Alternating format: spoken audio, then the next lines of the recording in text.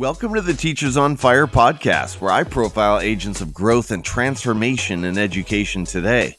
Each guest shares their highs, their lows, their passions, their goals, and the resources that are shaping their thinking and inspiring their practice. For show notes and links from each episode, visit teachersonfire.net. You can also follow the show at Teachers on Fire on Twitter, Instagram, and Facebook. And of course, please subscribe to the show wherever you listen to podcasts. I'm your host, Tim Cavey. Let's meet today's guest. Today, I'm privileged to be speaking with Dr. Christine Younghusband. Christine is passionate about teaching and learning and the role of leadership in enhancing the student learning experience in K-12 and in higher education. She earned her doctorate in educational leadership in 2017 from Simon Fraser University and is currently an assistant professor at the University of Northern British Columbia in the Bachelor of Ed program and the Masters of Educational Leadership program. Christine remains connected to SFU as an affiliate scholar at the Center for the Study of Educational Leadership and Policy and member of the Academic Council at the Center for Imagination in Research, Culture, and Education. In addition to her work at UNBC, Christine is an independent educational consultant, sessional instructor at St. Mark's College and SFU, and co-moderator of hashtag BCEd Chat on Twitter. Her 25-year career in education includes teaching secondary mathematics and science in BC public schools and contributing to the provincial math curriculum redesign. Christine is a learner first. Her teaching practice is guided by her inquiry and curiosity. She learns by doing with a willingness to try, take risks, and try again. Follow Christine on Twitter at ChristineYH, on Instagram at Christine Ho Younghusband, and on her blog at ChristineYounghusband.com. Dr. Christine, thank you so much for coming on the show today. Are you ready to talk education? Absolutely. Let's go. Let's go. Well, Christine, you are someone that I was privileged to meet in person last year. I sat through one of your sessions at that lovely assessment conference that we attended together in Delta. And ever since then, I've been thinking and looking forward to this conversation. So I am so excited to connect with another educator. And I have to say, listening to your resume, that's amazing that you fit all of that in. You certainly don't present as I feel like I'm older than you, but at any rate, you've got a lot of amazing experience and expertise. Why don't you start by telling us a little bit more about your current context in education? What does that look like for you on a daily basis? So right now I live in Prince George, British Columbia, Canada. And so for listeners out there who are not from BC, it's in the central interior of British Columbia. Some people would regard it north, snowy north. And I work at the University of Northern British Columbia in the teacher education program. So Prince George is a mid-size community, about 75,000 people. And just this week, a few days ago, it was minus 44, I heard on the news, minus 44 degrees Celsius. Oh. And I had snow up to my hips. And why is that relevant is because really I spent most of my life living on the coast, west coast of British Columbia, where the temperatures are wet and mild. And so it was a bit of an awakening. But in the end, even though I'm born and raised from Prince Rupert and live most of 25 years on the Sunshine Coast, I'm really enjoying my time here in Prince George. So what I currently do is work in the UNBC teacher education program and in the leadership program. I joined just last year and I serve on the Senate, and I've been part of the Bachelor of Ed and Masters of Ed redesign committees. So what I find super exciting here at the university is that, not only in British Columbia did we do a redesign of the curriculum, our program wants to be responsive to that too. And so we had a chance to really reimagine what teacher education could look like. And then from that storyline, what does our Masters of Education programs look like for professionals? So I really feel privileged to be working at UNBC and continuing my career in education. That is so exciting. I can't wait to get into what you talked about there with the program redesign and particularly at the post-secondary level, right? Because so much of our assessment work happens in the K to 12, but a question that always comes up is, well, what about university? And so we're going to get there. But first of all, it's story time. So share with us about a low moment or an experience of adversity, Christine, that you've faced somewhere in your teaching or education career and describe how you overcame it. Yeah, no, and honestly, I've been listening to your podcasts, and honestly, this is probably my favorite part, which is in some level kind of dark. But I really enjoy listening to people's stories because it just tells you to be in this profession, we need to have a level of grit and resilience Right. to Mhm. do the work that we do. So, about 10 years ago, I think my lowest moment is when I left teaching. So, which is kind of ironic. And I think at that time, if I had to sort of look in my classroom, it was probably the peak of my career. I had really great students. I had established clear routines and expectations. I taught senior math. Um, and I just felt like this is, in my four walls, the best place I could be. Right. But, I'll say long story made short, outside of those four walls was challenging and I would say disruptive. And in my mind, sort of, I would say tampered with questions like, what do I value in my practice and in my workplace? And it became really challenging. And at that time, too, and maybe it's sometimes the more that you know, it's either you realize the more that you don't know, or the more that you know, you realize you didn't really know what you saw. But I started my doctorate program at that time. And it just, I had a little, well, I still have a daughter, but she was little at the time. And I just had to make a choice working full time, doing doctoral work, and being a mom. And something just had to give. And I left teaching. And I felt really blessed to do that because I just had a nice window of time with my daughter, still love walking to school with her mom. And I just would not trade that time at all. So, continued with my work. And so basically, how I sort of overcame that is it was, my intention was leaving the practice was to finish my dissertation as soon as possible and then return into some form of education. But I find, I don't know if other educators can empathize with me, but you get a little distracted. And I had an opportunity. We were learning opportunities, if shall we say, to be part of the municipal elections and become a school trustee. Mm. And it was an interesting opportunity because it was still in the public education system, but I'm not in the rigor of the day to day of the public education system as a teacher.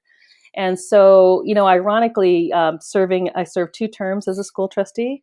And what was super amazing about it is that it gave me a different perspective about education, which helped me finish my dissertation. So even though it was a distraction, it actually was an extraordinary blessing to take a look at something that I would say love again. I would say I started to love education again, and I really feel lucky about the people I've met and the things that I've learned through my trusteeship. And so basically that's how I sort of came out of that. It's like, oh man, like school is amazing. We make a difference in people's lives and we have the power to do that. And so, and really as soon as I finished my doctorate, returned back to teaching in higher ed. And honestly, I think truth, this is where I'm meant to be, not necessarily higher ed, but teaching and learning with others. And it's really exciting. So I'm really happy to be here. And so and in that time, I just got to do really fun things, things I didn't imagine that I would do if I was still a high school math teacher. I mean, I got to work on the First Nations Education Steering Committee Math Teacher Resource Guide. I got to work on the BC's new curriculum for math K to 9. It was K to 10, but now K to 9. I worked, with the BC Math Teachers Association on their executive committee. I was a keynote on the UBC Aboriginal Math K to 12 symposium. And that's just highlighting sort of the fun stuff that I got to do. And sometimes, when I was in the practice, you don't know first, but the impact that you make on students and their trajectories. And I really have a greater appreciation of that um, now having left. And because you have those relationships with those students, and they'll tell you that you've made an impact on their lives. And the other part is I'm grateful that that education is more than just what we perceive is like teaching math. I could have taught math until I retired, right? And so you mentioned that, like you look at my CV or my resume and it looks diverse, but really every day was a struggle, but every day was a learning opportunity. And it's been exciting. So I'm really, I think in some ways, I think all of that was meant to happen.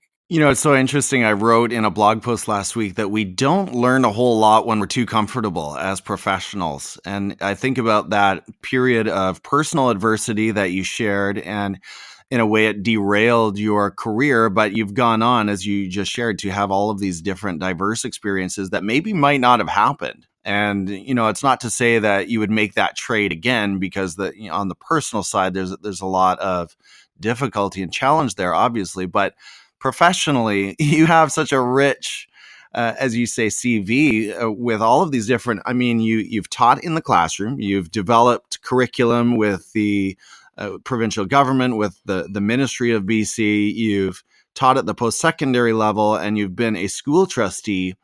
The only thing that I can think of that is left is administration, or have you already done that? No. Thank you for asking. Because you are obviously you're in a very unique position. I'm sure you're my first guest that can really make that claim.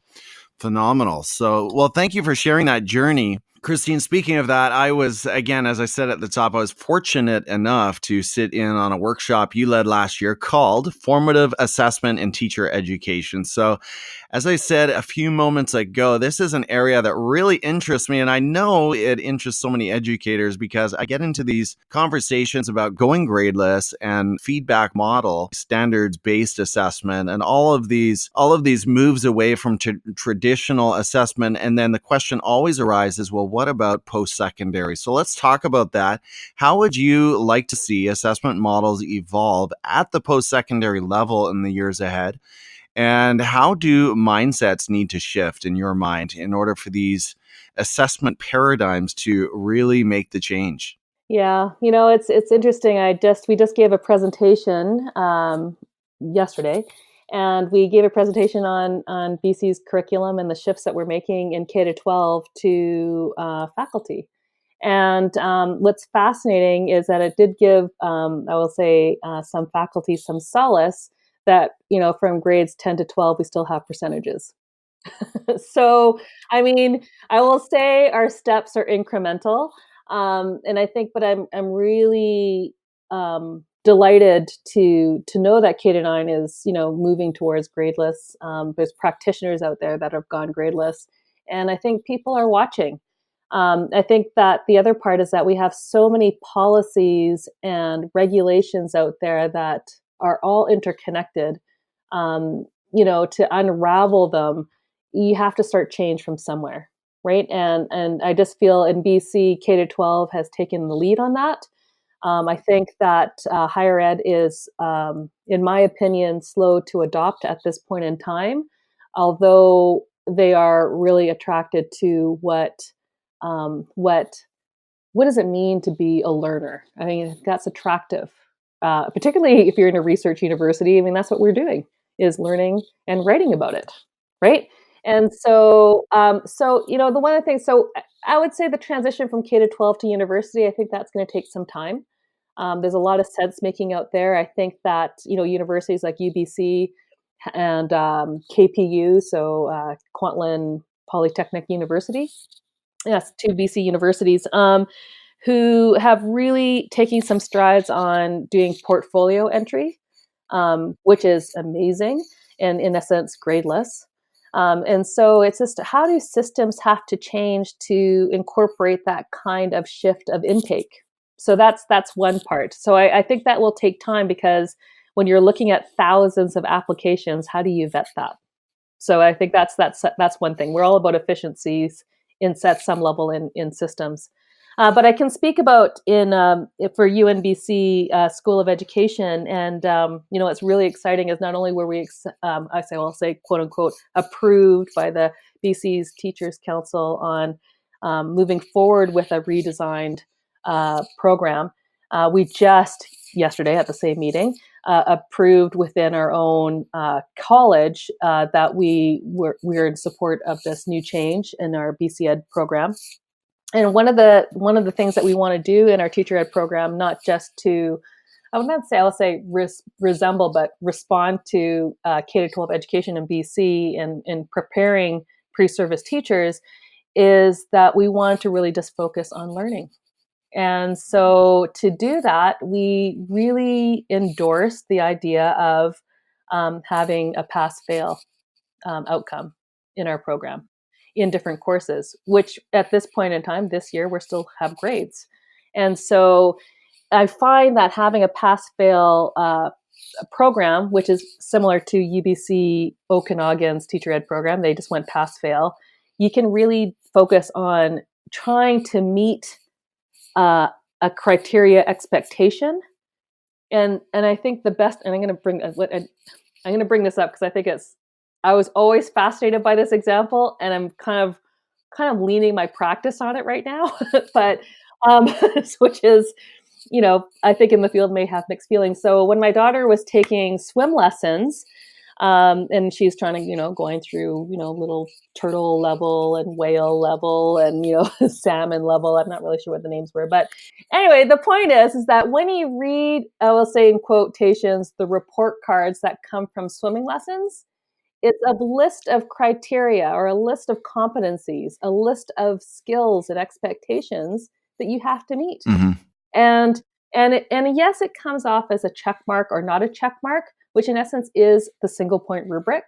But you know exactly what you need to do to pass that level, right? And so I find that interesting in my mind it is really in essence pass-fail.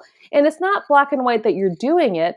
It's that, have you reached that expectation? So my example that I always like to talk about is, can you swim 50 meters? And for a student swimming student, who's trying to swim 50 meters, if they can't do it, they probably stop at 37 meters. It's going to be clear evidence that they're unable to meet the 50 meters. But the next, swimmer might swim and they reach the 50 meters, but I'm pretty confident they probably can swim 51 meters or 52 meters. So it's not that 50 meters is a ceiling. It's just this finite expectation. Can you reach this, right? And typically, if you can reach it, you're obviously exceeding it, right? So that's what I think is so interesting about this pass-fail concept, which, grade-wise would be equivalent to a B+. But in my mind, we don't have to focus on the competition. Are you better than me?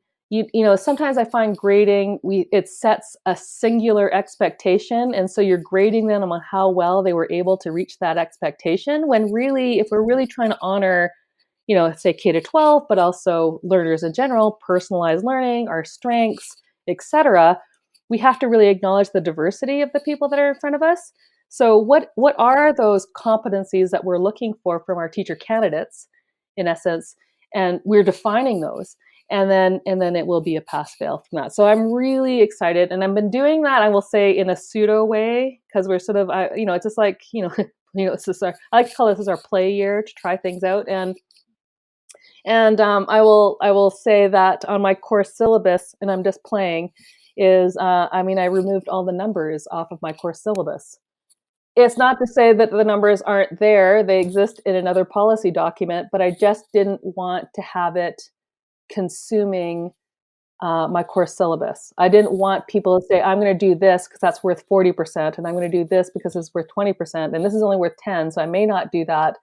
This is not about negotiating what you will learn. All learning is good, right? And everything that we're doing is interconnected to an outcome. So it's been really fun, and I've been sort of treating it like a pass-fail. And the quality of work, honestly, that's coming from my candidates, it's outstanding. I mean, I think that they feel uneasy because it's new. Um, and we're sort of in a way kind of playing a game, but I find also the students are focused, it's all a kind of a game, right? I'll call it strategic learning. There's like they're navigating. Right. And so now it's about building trust and relationships, etc. But Yeah. really the quality of work that's coming from my students is, I will even say, exceeding my expectations, because they're not burdened by what is an A, what is a B, what is a C. So Mhm. I look forward to our new program and see how it works out in a program based. Christine, I don't know if you remember this, but I just graduated from VIU's Masters of Educational Leadership program last year. And I love telling people this. I did not see a letter grade or percentage in the entire 2 years I was in the program.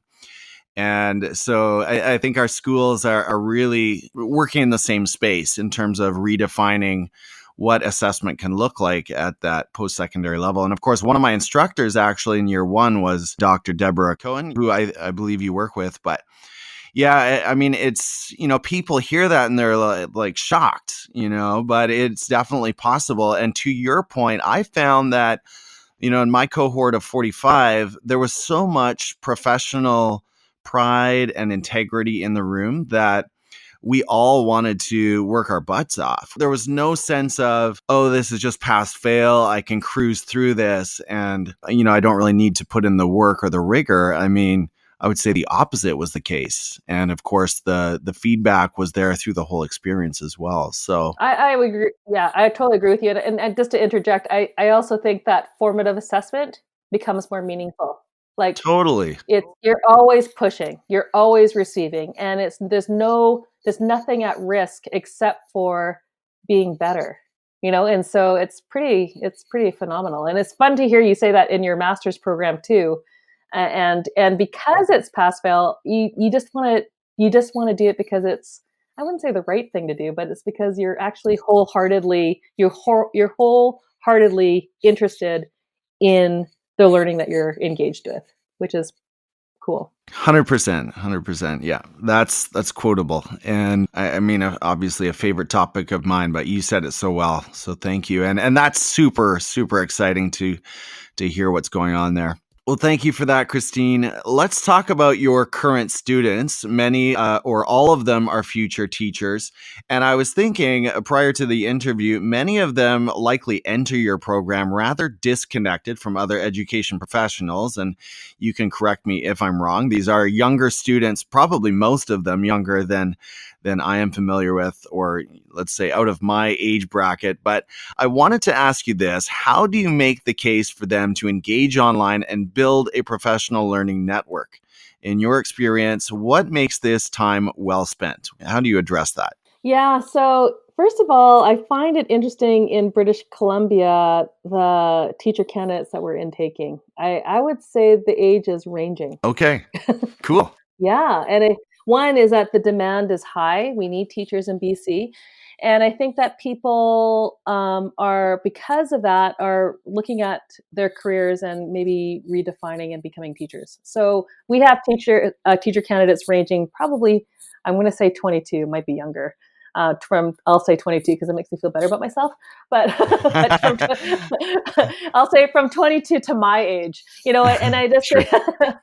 which will remain nameless, but you can do Sure. that anyway.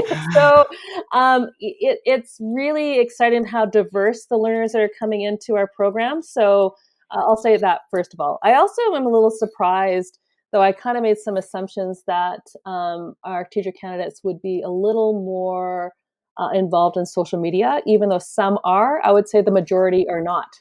So I find that also fascinating. And then this was my first year teaching Education 431, which you guest spoke in, and I am totally, utterly grateful for that you did that, which is my edtech course. Bringing in guest speakers because I needed to do that because that was not my field of expertise, except for that I'm on my phone a lot. But, and so one of the things that we were doing in the course, we're sort of trying to the idea, or I have a premise in my teaching philosophy is you but we tend not to teach things or do things that we haven't experienced. And so, it's interesting, the whole idea about teachers teaching about digital literacy and digital citizenship, but they may not have a digital footprint, Right. which I find interesting. So one of my learning intentions was like, we need to create a digital footprint. And we did that in two ways. One way is creating an education e-portfolio. So really documenting their learning as teacher candidates and who they will be as teachers Awesome. when they exit our program, which is super exciting because some of the work that they've done is incredible. And, one of the things we talk about in teacher education is, who are you as a teacher? Like, you teach who you are. So who is that? And so it's really a delve into self and who you are or who you will be as a practitioner. So that's challenging work. The other way we're doing it, and I asked them, and you can't force people to do this, but I've asked if they would open a Twitter account and try to create a PLN. If minimum expectation was open up an account, see what's out there, be a lurker. I said there's different phases of Twitter engagement. Being a lurker, to being a participant, to being a contributor, and so I wanted them to try it out. I got them, as you mentioned earlier. I'm one of the B.Ed chat moderators or co-moderators, and so I thought that would have been a safe place for them to try it out. So I would say all my candidates in that class had tried that out, and some had stayed, and some had, and again, I just try it out once. You just got to try it, right? And they did. And so for me, how I'm sort of endorsing the idea of building your PLN and building a digital footprint, like I said, I was a little surprised how ratio wise, how few were online. It was really tampering with some people's vulnerabilities, and I think that's what it's about in terms of what is social media and our responsibilities online. And right now, there are people, I would say about a third who are active, and I was really grateful because they were just out on practicum. So to see exemplars that met FOIPA requirements, that all the learning intentions that came from our course, they were doing it as professionals, which was exciting. So and good. then it's so good. And people who have chosen to be active on Twitter have met so many people. So I know one of my teacher candidates, was kind of fun in our program because we're smaller. We like to sort of try to really cater to the learner. And so she's an English language arts secondary teacher, and she had an opportunity to teach band. Wow. And she's a musician too, but not Okay. not university credit, but she has all her levels in piano, teaches piano, etc. And she wanted to teach band, and that was part of her interest. And so we wanted to accommodate that. Just how about a block of band, right? And anyway, long story short, you know what she did? She reached out to Twitterverse, to connect to Music Ed, I think, Music Ed, and hashtag Music Ed, and she got a lot of great ideas. And so I just think that it's those little steps they have to sort of at some level figure it out for themselves too. And my job is to open that door to give them that opportunity. And so, what's kind of cool though is because our B.Ed program is 2 years. So that's the second years engaging in the edtech course. And so what happened is that a lot of our first years are hearing the work that our second years are doing. And so guess what? They've opened up their own Twitter accounts. Awesome. They're sharing their learning that's happening in classrooms. They're talking about being excited about going into their first practicum. And so to me, I just think, wow, that's not even, they're doing it because it's not about being, something you have to do for a course. It's actually something we just do because it's part of our culture. So that's what I hope, that as we move along into our new program, that we can create that culture of engagement and connectedness. I am just applauding over here, Christine. That is music to my ears. And I feel for some of those teachers who drop into Twitter and maybe, quote, give it a try for a while, and then they maybe fade off when they're not getting a whole lot of engagement. And sometimes I just want to give a few tips. Like, you've got to, it's a social platform, so you have to engage with other people. If you're if you're following 10 people and you try a few solo shots, a few comments without tagging anyone, and you don't get a response, you've got to engage. You've got to, connect and reply and get involved in discussions. And so I think getting involved in BC Ed chat is so good.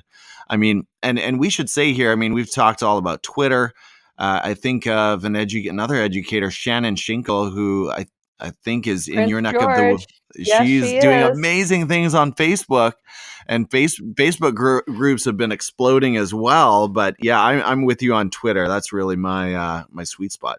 Yeah, and Shannon's an incredible blogger too, and so I say kudos to her, and really, I'm standing beside her as she's doing that. Right, sometimes you just need someone there, and so she has a passion, really out there on Facebook for good reasons, and really sharing and collaborating online. So it's really amazing work that she's doing for sure.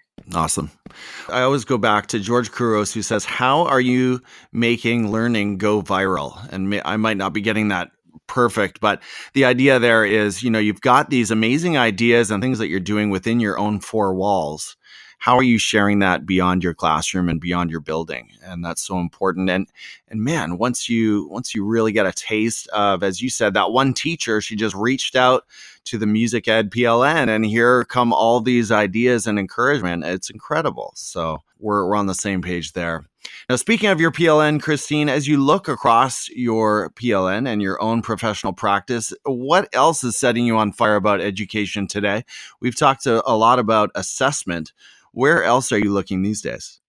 This is a really great question. And my answer was weaving. My answer is weaving, and it sounds such the weirdest thing to talk about weaving. And honestly, it was just about a year and a couple of years. It's about whether, and just talk about how do you make your thoughts and your sharing viral. The learning viral. I mean, it is about being the learner. And so, to me, a couple of years ago, I was so intrigued by cedar.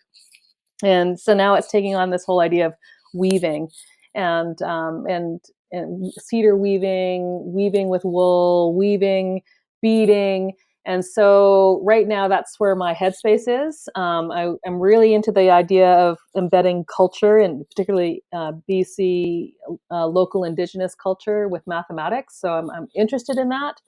And so I'm definitely another Prince George person. So this is as doing beaded tweets. So I'm following Nolle Pepin, and she's wrote her master's project on beaded tweets. So it's connecting ADST and coding and indigenous beading all in one, which I think is interesting. It's like bringing the two worlds together. Amazing. I think it's fascinating. And I just love, there's lots of people, and Janice Nowakowski from Richmond School District, and I know that she's involved with MOA, Museum of Anthropology at UBC, and she does weaving courses there. I just love that. And so I love working with natural materials and how do they make patterns, and being kinesthetic and experiential with mathematics and numeracy. I'm excited about that. So I in the end, ultimately, is what is beaded tweets? What's culture in mathematics? What is numeracy across the curriculum? I mean, I'm just teaching a course right now with my secondary teacher candidates, and what does that look like? What is numeracy in English language arts? What is numeracy in drama? What is numeracy in I would say even in mathematics? Right. And so I just that's where my headspace is. So it's divergent apparently as I'm talking out loud, but it's sort of just one thing leads to another thing. And I just, the idea of integrating First Peoples culture and mathematics in different ways that, I would say non-traditional, let's say non-traditional in the Western mindset. But really I have a core belief that everyone can do math. We just have different entry points. And so what is that? At my school right now, we're really trying to focus on the terms numeracy and literacy, as you were just saying, because, when we use the term math, sometimes we make the mistake, and it's our mistake. It's not the word's fault. But I think sometimes we make this sort of paradigm error of sort of just pigeonholing math, right? Instead of seeing numeracy as applicable across so many different disciplines, as you were just saying. So that's fascinating. And I love the indigenous connections as well. I want to give a quick shout out to Denise Augustine, back to my master's program at VIU, who led us through some weaving there. And I have to say, I'm still developing. I'm not proficient yet, but in my weaving skills. Dr. Christine, we talked about your diverse resume. How are you looking to grow professionally and improve your practice throughout this year? Can you share with us about a specific professional goal or maybe another project that you are currently working on?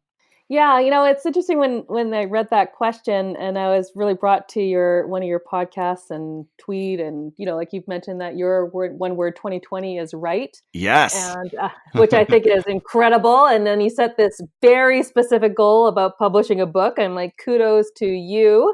And I say that because I just know that in the world that I'm in right now, publishing takes a lot of courage and vulnerability. Writing a book, and publishing it, putting it out there to be seen, it takes a lot of courage and vulnerability. So I just say hats off to you. I am aspiring. And also the word right was my 2019 word. And it's been really interesting when we use one words as a means to focus. And I would like to say, put our lens on. What are we looking through? What lens are we looking through? And it focuses our behaviors to move towards a direction. And I've used one word also with my teacher candidates as they move into their long practicum coming up in a couple weeks. And so I did a lot of writing in 2019. So I don't think the word failed me in any way, but it wasn't the writing that I was looking for. Meaning that I was certainly doing some curriculum writing, which is great, certainly doing some writing for others, which is great. But I really wanted to spend time writing to publish and really understand and transition into this world of higher education from being a teacher practitioner in K-12. So my one word in 2020 is tenure. It's not to say that I'm tenure track at this point in time, because I'm not. I would love to be, or tenure, and nor can you be tenure within a year. So that's sort of, I don't want it to make that word misleading, but certainly it's, as I picked the word tenure as a mindset. What does it mean to research? What does it mean to publish? What does it mean to connect and collaborate? What does it mean to discover new ideas? And I know that, I did that, certainly you do that through your dissertation work and thesis work, but it takes a different momentum when it's actually part of your job. Right. So I would love to sort of overcome my imposter syndrome and embrace, Brene Brown's, get past the whole shame mindset of who do you think you are, and just get over that. Right. and just get over myself, and really be mindful and take the time to write and publish. And I say publish in the academic world. It could be in professional magazines, and maybe a book, because I have been wanting to write a book about my mom, who had passed away a couple years ago, and I would love to write a tribute to her in some way. So definitely I am aligned to your one word 2020 of right, and would like to take that further. That's connected to my professional goals. Beautifully put. And tenure is a new one. Haven't heard that one around. So I love that you're thinking a little outside of the box, although certainly that's applicable to your context. That's a great word. I want to say one thing about my one word of right, and I'm so glad to hear it served you well last year, Christine. One qualification I must make is that I set aside this year as my writing and really my blogging year. And so what I've said is that if that goes well for this year, it's like my test case, then the book will be next year. So I yeah, understand. I'm sorry. That might be yes. 2021. 2021, I understand. So I just don't want someone out there to call. Someone's going to call me out on Twitter in December of this year and say, "Hey, where's the book?" So this year, yeah. Well, and you're blogging and vlogging, which I think is pretty exciting. Well, it's ambitious. I mean, we'll see where I am by March, but yeah, week 2. So far, it's been fun. So thanks for for paying attention. I love the support. That's great. Christine, outside of education, what is another area of learning for you? Let's pull back the curtains on who you are as a human being. Talk to me about what ignites your passions when you leave the campus and what brings you alive. Well, first of all, I really want to weave. so, Yeah. so I'll just put that out there. One of my students works at the Twin Rivers Art Gallery in Prince George, and on every Thursday night, they have makerspace workshops. Oh, cool. And I know. I mean, and it's funny when you live in a new town. It's kind of like you see things with different eyes, right? And so it's just anyway. Long story short, there's a weaver as one of the in-house experts, and I'm like, okay, tell me more. So as I'm on this, cedar weaving, I can do other kinds of weaving, and I'm just sort of, I wouldn't, and the reason why I say it's a learning for me personally, like professionally, yes, about numeracy and patterns and culture and what is this, and really trying to sense make experientially. But personally, it's funny, when we think about ourselves as learners, I'm quite drawn to doing things I can't do. Mm-hmm. And I will say, you heard me, I'm a math teacher. I would say for most of my life, I didn't think I could read or write well. And it took a long time to sort of, I wouldn't say master it, right, but I have definitely a different confidence with it. And then, as you heard with my 2020 word, I want to take it another step further and have another kind of confidence with it. So the weaving for me, I just never thought I was good with the fine motor skills. Like me in Textiles 9 was not copacetic at all. And so I just think it's just an interesting challenge to self. So I did take one of the workshops there through B.Ed Tweets with Nolle Pepin. And I will tell you, I'm one of those learners that needed time and patience. That's the first people's principles of learning. Yeah. Learning takes time and patience. I understood that deeply during that workshop. So anyway, that's one part. It sort of springboards off of my professional, but certainly I have a personal interest in weaving. The other part is it is so fascinating. I was at this event, and it's just faculty, so it's in my mind, and it's funny because we create these images in our mind. Oh, these are like professors, right? And I'm like, oh, okay, well, these professors are professoring or whatever. I have no idea. And so this is just me entering into this new work paradigm, right? And at this event, and it was really to my surprise, 5 professors, they practice and play in a band every week. Fun. And oh my gosh, it just blew my mind. I'm watching these guys and I'm like, I am really enjoying this. And it's not, I don't know if I recognized any of the songs. I was going to put that out there, but what I was really enjoying was not my genre, but what I was really enjoying was that it was intrinsically satisfying for them. So I thought, wow, this is something that they just do because it's enjoyable. And so one of the things I want to do, and the curling equipment should be in the mail. I just reordered some new curling equipment. So I used to curl as a kid. Yay. We used to curl competitively. I just want to tell you, I was a provincial champion. Wow. I know. Thank you. A little tidbit about myself. And and then sort of went to school and was kind of on and off, moved, started work on and off, had my daughter on and off. And so really, I really enjoy the sport, but just never really carved out the time, to enjoy it again. So I made a commitment. 2020, another part of my 2020 goals is ordered new equipment, and I want to get on the ice because it seems like a Prince George thing to do. It's like a winter sport, and and learn, not just to learn how to play again, but there's a new twist on curling called doubles. And honestly, I don't know a lot about it, but all I know as doubles and furs is only 2 players versus 4. And it's a male-female team, and you play, I think, 6 ends. I want to say 8 ends. Honestly, I don't really know. But that's what I want to learn more about, is to get back into the sport, re-immerse in it, and learn about how to curl doubles. Okay.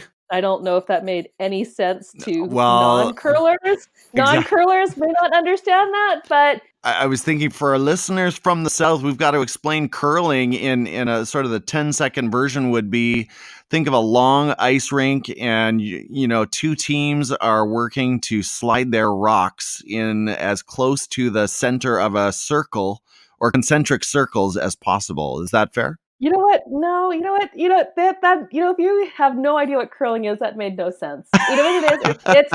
It's curling really is shuffleboard on ice. There we go. Everyone knows shuffleboard. Okay, yeah, that was a horrible explanation. Okay, shuffleboard on ice.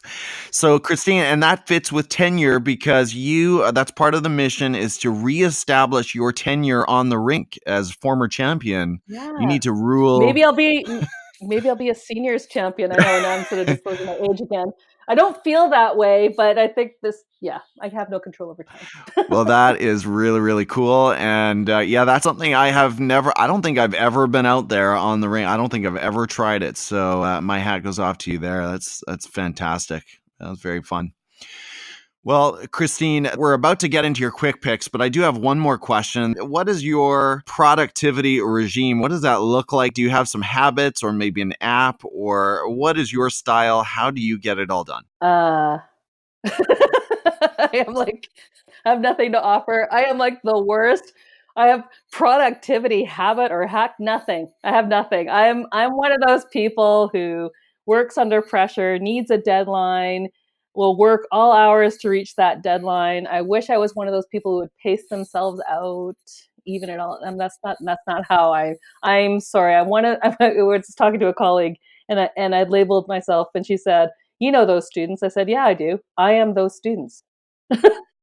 I am them. So there, I that's what I do. Just work under pressure.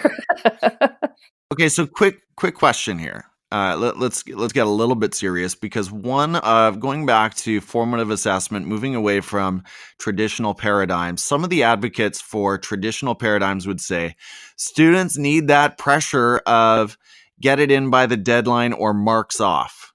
So how do you respond to that? It's an interesting question that you asked that because for me, it's a deadline because the way I perceive it is everything is interdependent to what I'm doing. So if I don't submit something, then it has a domino effect. Right. There's a Right? social responsibility. There's you're interconnected with others. And so it's kind of misleading with if I hand in an assignment or not, does that actually have a real consequence? And so a real consequence of losing marks, I guess for me would be what? I don't know. I don't know. I can't think of an equivalent. If I didn't hand it in on time, then the work doesn't get done by others. And so I'm holding up other people. I don't know. So I feel like there's a social responsibility attached to meeting the deadline versus, I will say for a better word, pay. Yeah. Well, yeah, there's a very literal, very extrinsic motivation, I suppose. But yeah, I think that's the right answer in the K-12 setting as well, because we have to remind our students, they have to see it as a learning community. Yeah. Right. And I And think so they have a certain social obligation to others, don't they?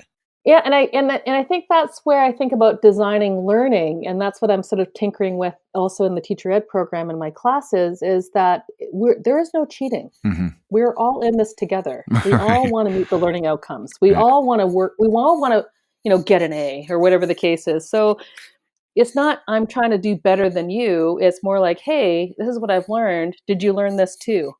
And so, and if one person, in quote, fails, I mean, it's in my mind, I think then we all failed. So good.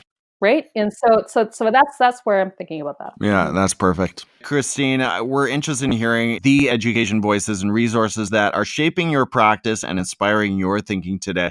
So let's start at Twitter. Tell us about someone we should follow there and share why they've been inspiring you lately. I feel like this is like the hat trick, weaving, beating related. So back to Nolle Pepin, and she's also at beaded tweets underscore at beaded underscore tweets and at Nolle Pepin, same person.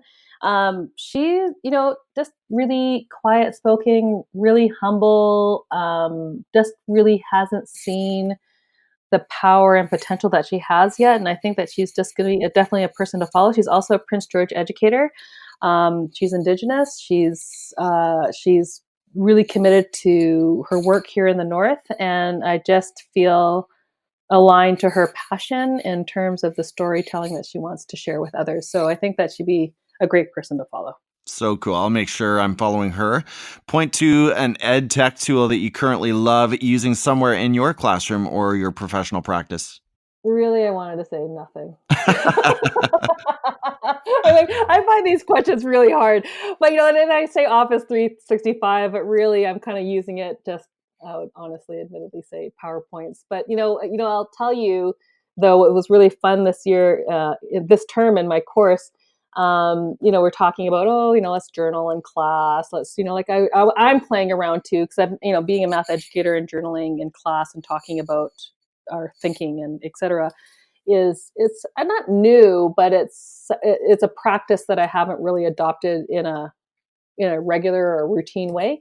And so we're doing that, and then it came up because they learned it from another class. Hey, we should do Google Docs, and basically they're doing their annotated annotations of the chapter readings on one Google Doc, which is super fun. So we, in course education, we have to make things kitschy. So we called it 2 quotes and a question.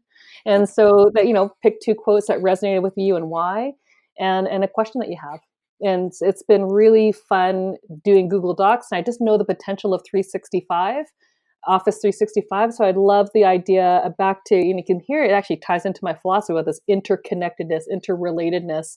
We're co-creating this paper, co-constructing something. And I think Office 365 as a tool really can connect people that way and bring learning together. So I would like to learn more about that. You've just given me an amazing idea for my own 8th grade practice, because I think about table groups sharing one Google Doc with a text and then annotating the same doc just in the manner that you described, 2 quotes and a question and some comments. I think that could be super powerful. Now, I did want to ask you earlier, what are your students using to build those online portfolios, those professional portfolios? Is it just sort of up to them? I can only speak for my class. So this year, there's different platforms, because we're a university, we have to be SPOIPA compliant as well, and so we're using WordPress. And at some level, WordPress challenging. I get why people want to use other platforms because they're sort of user friendly at first. I'll say it that way, user friendly at first. WordPress can be at some level a little clunky.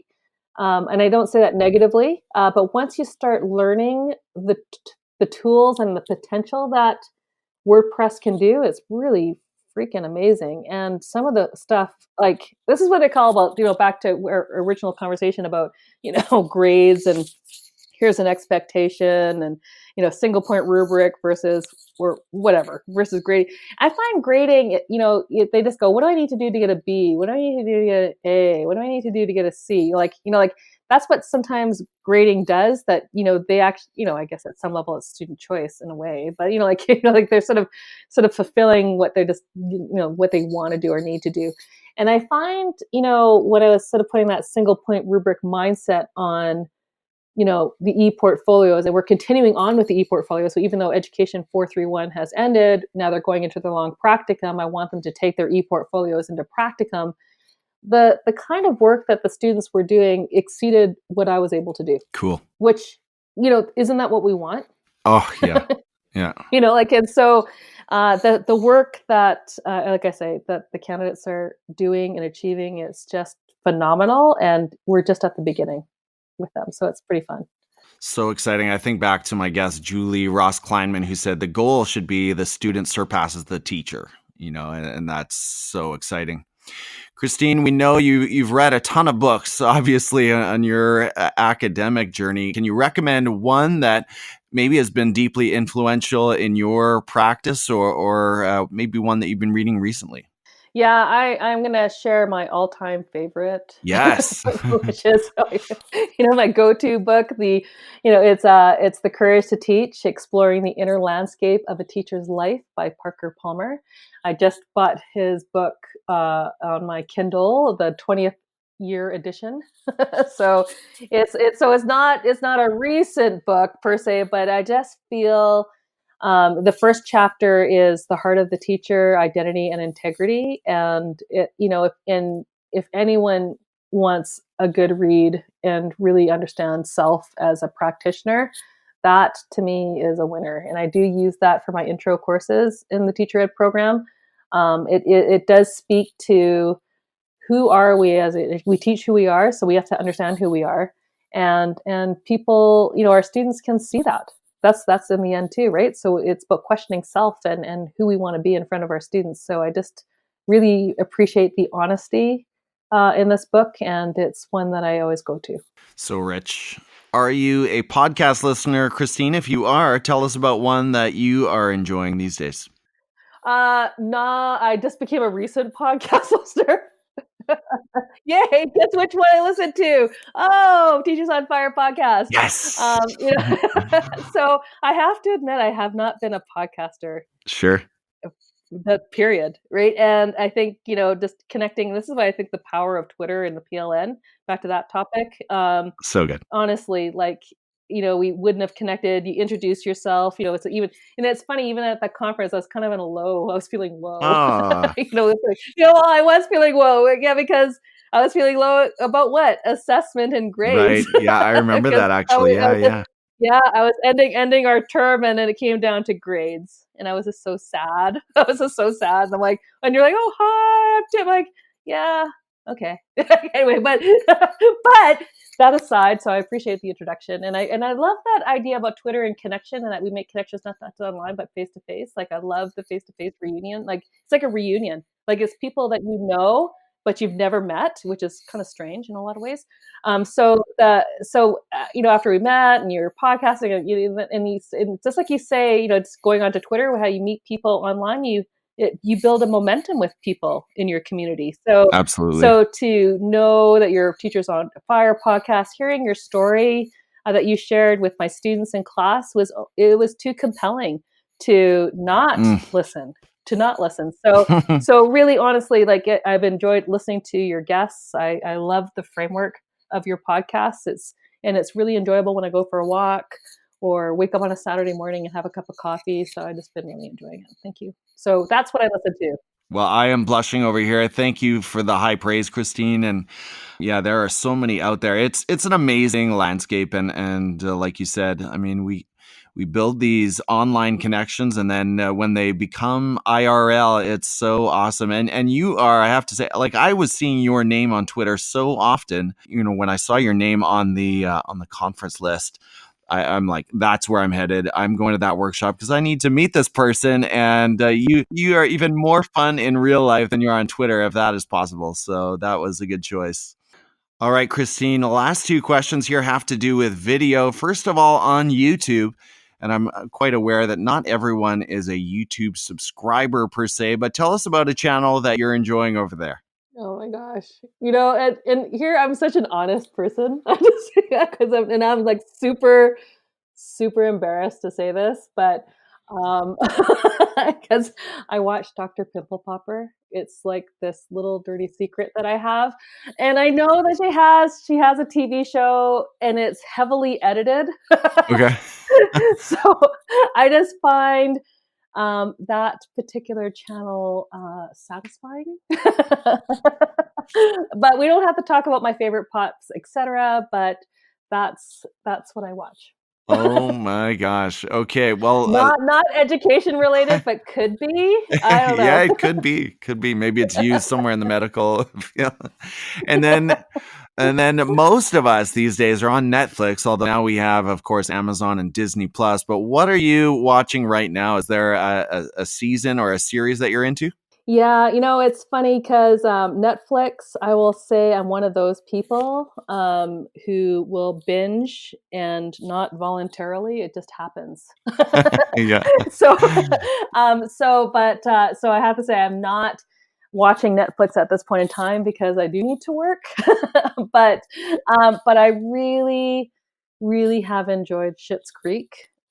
And I'm so happy that it's on Netflix.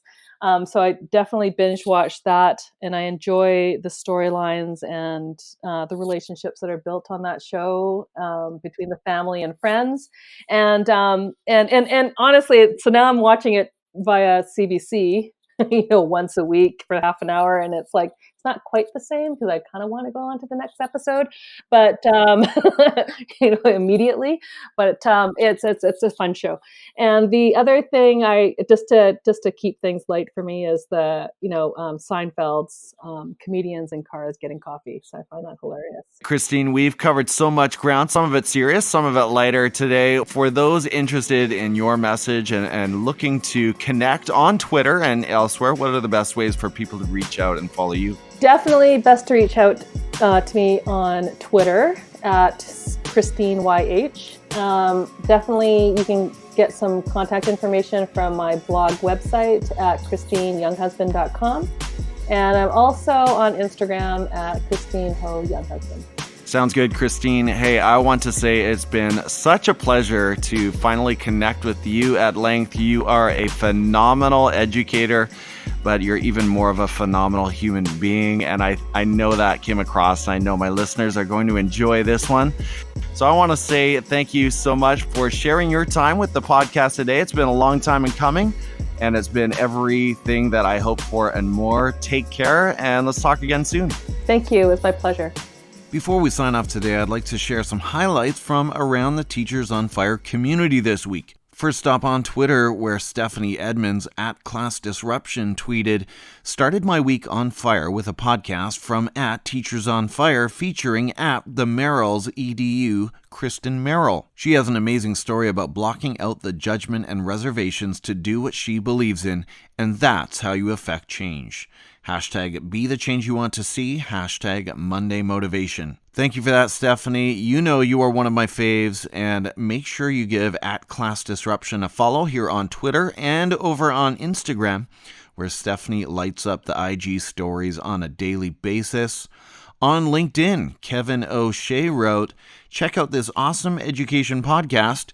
If you're in education, the Teachers on Fire podcast should be in your library." Thank you for that as well, Kevin. Make sure you follow Kevin at Mad for Maple on Twitter. He's doing some very cool things all the way from China and, of course, specializing these days in outdoor education. To all who have read, viewed, liked, retweeted, commented, or replied to my content on any of these platforms, thank you. Know that you are the fuel to my fire, and I so appreciate your support and encouragement. Make sure you drop by the Teachers on Fire magazine on Medium, where our writing team put out 3 pieces this week. Kelly Christopherson at Kelly W. Chris on Twitter wrote, "Innovation isn't always about something new."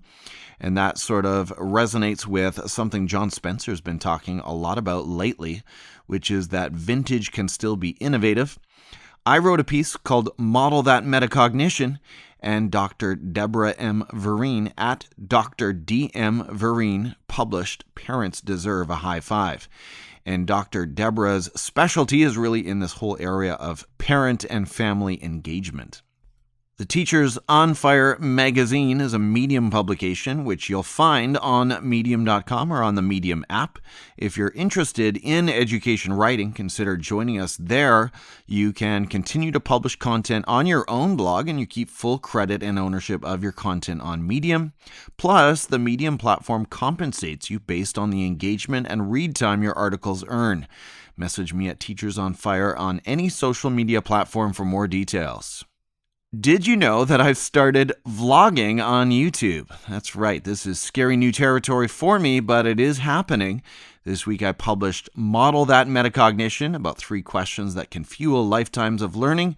Your likes, comments, and subscriptions are a huge inspiration. I do notice everyone, so thank you for that support as well. I will leave you with this quote from my reading this week, Teachers on Fire. It comes from a book called Intention, Critical Creativity in the Classroom, which is authored by Dan Ryder at Wicked Decent on Twitter and Amy Burvall at I'm Amy Burvall on Twitter, and the quote is simply this: "Perhaps the greatest calling of an educator is to inspire students to want to wonder and learn about things on their own." One more time, perhaps the greatest calling of an educator is to inspire students to want to wonder and learn about things on their own. Again, I am your host, Tim Cavey, and I'm so grateful that you decided to spend some of your day listening to this podcast. I hope that in some way the content you heard today from Dr. Christine Younghusband ignited your thinking and inspired your practice, and I'll meet you next week right here on the Teachers on Fire podcast. Take care and have a great week.